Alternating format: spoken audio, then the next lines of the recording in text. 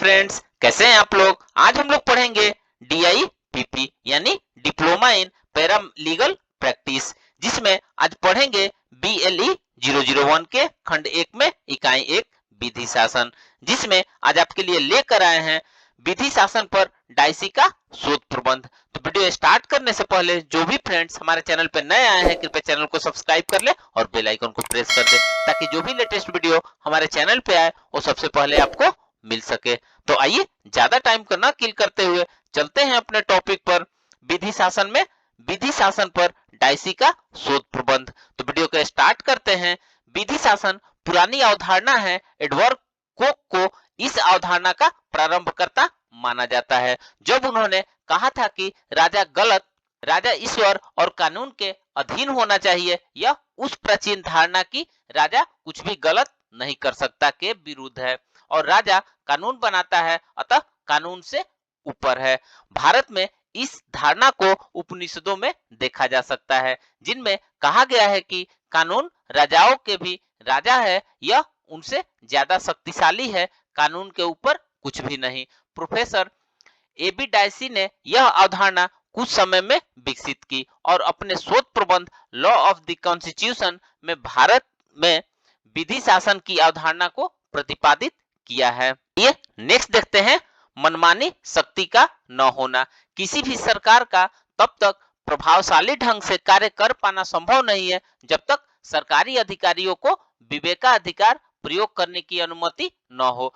विवेकाधिकार का अभिप्राय है कि सरकार अधिकारी को उस तरीके से काम करने का अधिकार है वह उपयुक्त समझता है, जिसके द्वारा प्रशासनिक अधिकारियों द्वारा शक्ति का दुरुपयोग हो सकता है।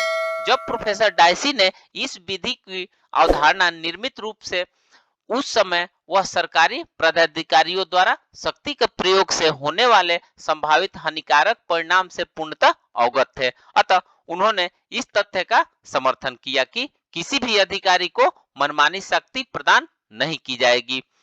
मनमानी यानी निरंकुशतापूर्ण अविवेकी को दर्शाती है और कानून अन्य के साथ न्याय सभी मानदंडों के विरुद्ध है। अधिकारियों को संसद द्वारा बनाए गए कानून का पालन करना व अनुसरण करना होगा और उसे किसी अन्य शक्ति अधिकार का प्रयोग नहीं करना चाहिए। उदाहरण के लिए, यदि परिवहन निदेशक को सार्वजनिक परिवहन की बसों को चलाने के लिए परमिट देने या परमिट देने से इनकार करने या परमिट रद्द करने का अनियंत्रित विवेकाधिकार दे दिया जाता है, तो वह अपने अधिकार का प्रयोग करके मनमाने ढंग से बसों को परमिट रद्द या आवंटित कर सकता है। वह अविवेकपूर्ण या मनमाने ढंग से अपनी सनक या स्वार्थों के अनुसार कार्य करता है। डायसी ने सुझाव दिया कि अधिकारियों को ऐसी कोई शक्ति नहीं दी जानी चाहिए जिससे वे स्वेच्छापूर्ण ढंग से कार्य कर सके। डायसी के अनुसार जहां विवेकाधिकार था, वहीं पर मनमानी के लिए भी स्थान था। विधि शासन सरकार की ओर से किसी भी प्रकार की स्वेच्छापूर्ण कार्रवाई के विरुद्ध है। कोई भी अविवेकपूर्ण या मनमाने ढंग से कार्रवाई अवैध मानी जाती है, इसलिए इसे विधि न्यायालय द्वारा रद्द किया जा सकता है।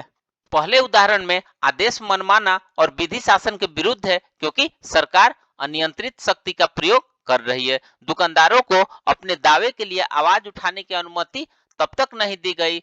दूसरे उदाहरण में सरकार विधायिका द्वारा बनाए गए कानून में उल्लिखित अपेक्षाओं को कार्यान्वित कर रही है। तीसरे उदाहरण में मंत्री की कार्रवाई पूर्णतः स्वेच्छापूर्ण है और विधि शासन का उल्लंघन करती है। इस प्रकार हम कह सकते हैं कि विधि शासन में अंतर्निहित सिद्धांत यह है कि सरकार को कानून के तहत काम करना चाहिए, न कि अपनी मनमानी और रुचि के अनुसार काम करना चाहिए। कार्यपालिका के पास न तो अपनी कोई शक्ति होती है और न ही हो सकती है। वह जिस भी शक्ति का प्रयोग करती है, वे शक्तियां उसे विधायिका द्वारा बनाए गए कानून से मिलती है। तो फ्रेंड, इस तरह आज हमने विधि शासन में विधि शासन पर डायसी का शोध प्रबंध के बारे में पढ़ा।